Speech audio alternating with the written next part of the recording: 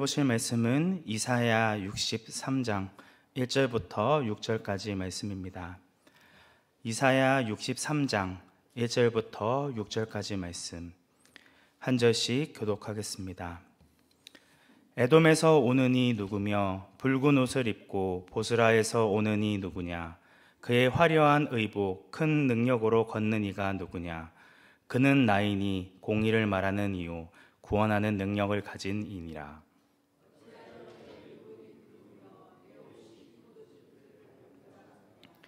만민 가운데 나와 함께한 자가 없이 내가 홀로 포도즙들을 밟았는데 내가 노함으로 말미암아 무리를 밟았고 분노함으로 말미암아 짓밟았으므로 그들의 선혈이 내 옷에 튀어 내 의복을 다 더럽혔으니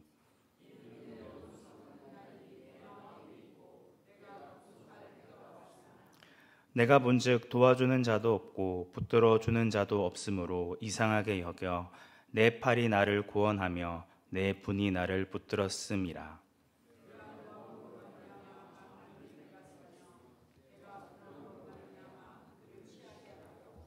그들의 선혈이 땅에 쏟아지게 하였느니라. 아멘. 오늘 본문의 말씀은 에돔 족속에 대한 이야기입니다. 에돔은 에서의 별명입니다. 에서는 야곱의 쌍둥이 형이었고 먼저 된 자였습니다. 그러나 먼저 된 에서는 나중되었고 나중되었던 야곱이 이스라엘이 되었습니다. 나중된 자들의 자손 에돔에게 심판의 경고가 임하게 되어집니다. 이사야 선지자는 예루살렘 성벽 위에 서서 성읍 주변을 살피는 파수꾼의 역할을 하고 있습니다. 이때 누군가가 에돔의 수도인 보스라에서 예루살렘 성읍으로 다가오는 모습을 보게 됩니다. 그래서 이사야는 그 사람에게 묻고 그 사람이 선지자의 질문에 대답합니다. 1절 말씀입니다. 에돔에서 오는 이 누구며 붉은 옷을 입고 보스라에서 오는 이 누구냐? 그의 화려한 의복 큰 능력으로 걷는 이가 누구냐? 그는 나이니 공의를 말하는 이요 구원하는 능력을 가진 이라. 에스라의 수도 보스라에서 붉은 옷을 입고 큰 능력으로 걷는 이는 공의를 말하고 구원을 베푸시는 여호와 하나님이었습니다. 선지자는 다시 한번 질문합니다. 2절 말씀입니다. 어찌하여 내 의복이 붉으며 내 옷이 포도즙 틀을 밟는 자 같으냐? 이에 하나님께서 대답하십니다. 3절 말씀인데요. 함께 합독하도록 하겠습니다. 만민 가운데 나와 함께한 자가 없이 내가 홀로 포도즙 틀을 밟았는데 내가 노함으로 말미암아 무리를 밟았고 분함으로 말미암아 짓밟았으므로 그들의 선혈이 내 옷에 튀어 내 의복을 다 더럽혔으니. 하나님의 의복이 붉었던 이유가 드러납니다. 그 이유는 하나님께서 노함으로 말미암아 에돔 사람들을 포도즙 틀에 넣고 밟아 그들의 선혈이 온통 튀게 하였기 때문입니다. 팔레스타인에서 농부들이 포도를 수확하여 포도주를 만들 때에 포도를 포도즙 틀에 넣은 후에 그 틀 안에 들어가 사정없이 짓밟고 으깨었습니다. 그런 이미지로 인해 포도즙 틀 안에 포도를 밟는 행위는 하나님의 진노의 심판을 상징하는 모습이 되어집니다. 공의로우신 하나님, 곧 올바른 심판을 하시는 하나님께서 에돔의 불의한 모습에 분노하심으로 말미암아 그들을 심판하신 것입니다. 그런데 이러한 하나님의 심판에 아무도 함께한 자가 없었습니다. 그래서 하나님께서 홀로 이 일을 행하십니다. 5절 말씀에서도 나를 도와주는 자도 없고 붙들어주는 자도 없었음을 이상하게 여겼다라고 이야기합니다. 그럼에도 하나님은 당신의 팔로 스스로 심판을 집행하십니다. 나의 팔이 나를 구원하였다는 것은 하나님의 공의로운 심판으로 인해 자신의 정의를 만족했다는 의미입니다. 하나님의 분노가 자기를 붙들어 진노의 보복을 완수하였다는 것입니다. 이런 하나님의 진노는 갑작스럽게 일어나게 된 일이 아니라 오랫동안 기다렸다가 실행한 심판임을 보여줍니다. 4절 말씀에서 이는 내 원수 갚는 날이 내 마음에 있고 내가 구속할 해가 왔으나 라고 이야기하고 있습니다. 당신의 백성을 학대하고 약탈한 원수를 갚을 생각을 오랫동안 마음에 품다가 드디어 실행에 옮기겠다는 이야기입니다. 이로 인해 당신의 자녀 이스라엘을 구속하십니다. 하나님의 올바른 심판, 곧 정의에 따라 불의한 심판을 받게 되어지고 그의 택함받은 백성은 구원과 기쁨을 경험하게 되어진다는 것이죠. 오늘 본문에서는 하나님의 심판에만 초점을 맞추고 에돔 족속이 왜 심판을 받았는지에 대한 이유는 전혀 언급되어 있지 않습니다. 그럼 이들에게 하나님의 분노의 심판이 임하게 된 이유는 어디에 있을까요? 다른 성경 본문들을 찾아보면 그 해답을 찾을 수 있습니다. 시편 137편 7절 말씀, 에스겔 35장, 예레미야 49장, 이사야 34장과 오늘 본문에서 에돔에 대해서 다루고 있는데, 에돔의 잘못에 대해 가장 분명하게 다루고 있는 본문은 오바댜서입니다.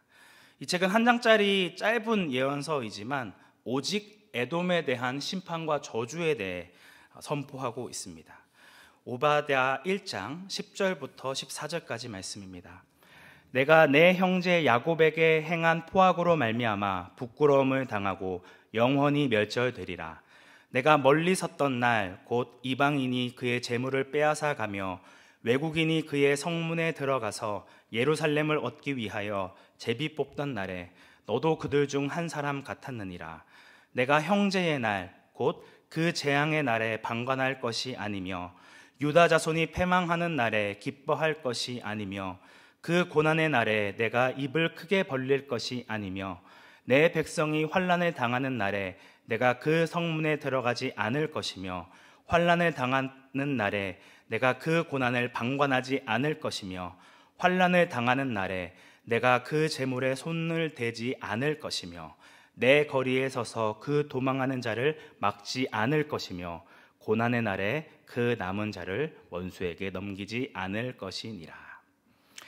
에돔이 영원히 멸절돼야 할 이유, 그들이 심판받은 이유는 형제 야곱에게 행한 포악 때문이었습니다.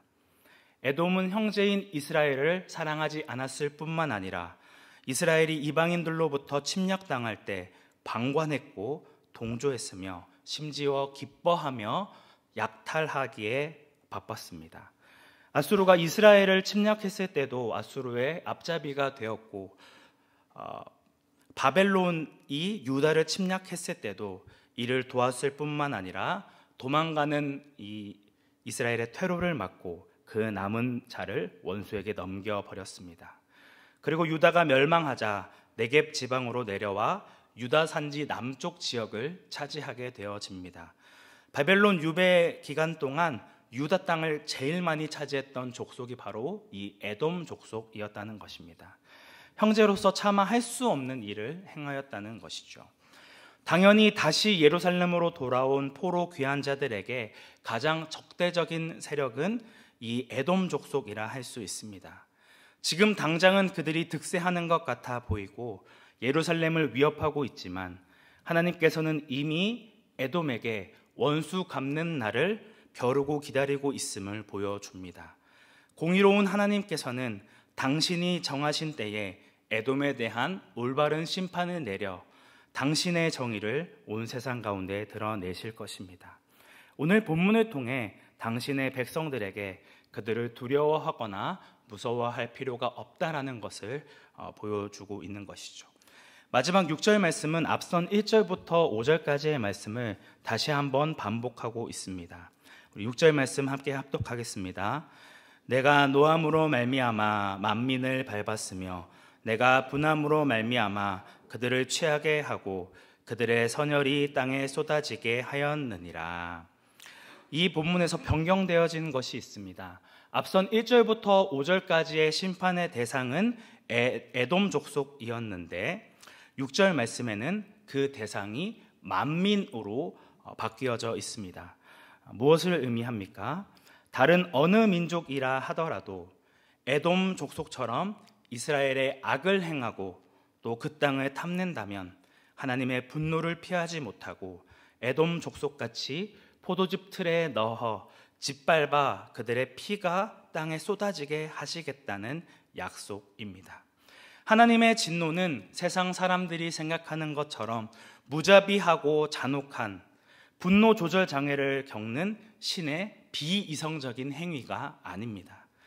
공의와 정의가 무너져 이로 인하여 고통당하고 핍박받는 자들, 마음이 부서지고 으깨져 버린 연약한 자들을 구원하시기 위해 행하신 하나님의 의지요, 하나님의 사랑이었습니다.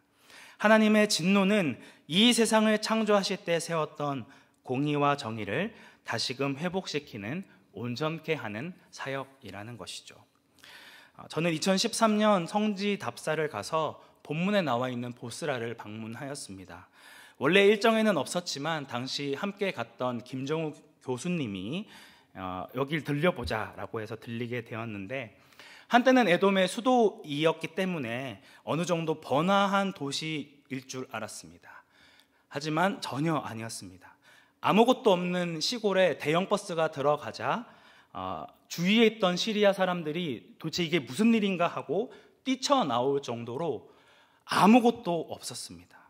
초락에 남겨진 예전의 성읍 터에서는 양들이 한가롭게 풀을 뜯고 있었습니다. 그때 교수님이 예레미야 49장 13절 말씀을 읽어주셨습니다. 여호와의 말씀이니라. 내가 나를 두고 맹세하노니 보스라가 놀램과 치욕거리와 황폐함과 저주거리가 될 것이요 그 모든 성읍이 영원히 황폐하리라 하시니라.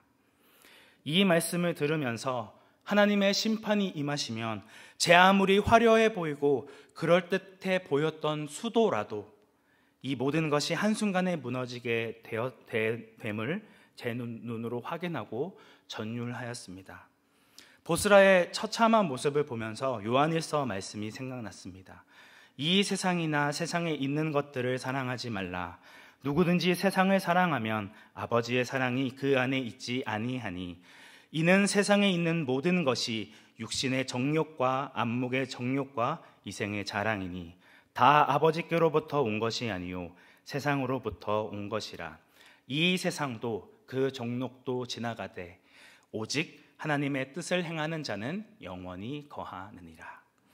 우리가 이 세상 가운데 살아가면서 소망하고 바라는 모든 것은 사실 하나님이 보시기에 아무것도 아닙니다. 우리가 진정 사랑하고 소망해야 하는 것은 이 세상에 있는 것들이 아닌 하나님 아버지 한 분밖에 없습니다. 영원히 멸망한 것 같아 보이지 않았던 에돔의 수도 보스라도 아무런 흔적 없이 사라진 것처럼 우리의 인생도 하나님이 정하신 때가 되면 주님께로 돌아갈 수밖에 없다는 것이죠. 주님께서 다시 오실 마지막 날 공의로우신 하나님께서 우리의 삶에 대해 올바른 심판을 하실 것입니다. 그때 우리는 어떠한 판단을 받게 되어질까요? 이 세상에 있는 것들을 사랑하지 않고 하나님의 뜻을 행함으로 영원한 안식에 들어가는 온사랑교회 성도님들이 되시기를 주님의 이름으로 축복합니다. 함께 기도하겠습니다. 은혜가 충만하신 하나님 아버지, 오늘 에돔 족속에게 임한 하나님의 분노의 심판 앞에 형제를 사랑하지 않고 방관하였고 오히려 이를 기뻐했던 에돔 족속의 모습이 오늘 우리의 모습은 아닌지 돌아보기 원합니다. 세상의 빛과 소금으로 부름받은 자들로서 주님의 놀라우신 사랑과 은혜의 빛을 전하고 증거하는 증인의 삶을 살기 원합니다. 오늘 하루의 삶도 인도하여 주시고 함께하여 주옵소서. 우리의 유일한 구원자이신 예수님의 이름으로 기도드립니다.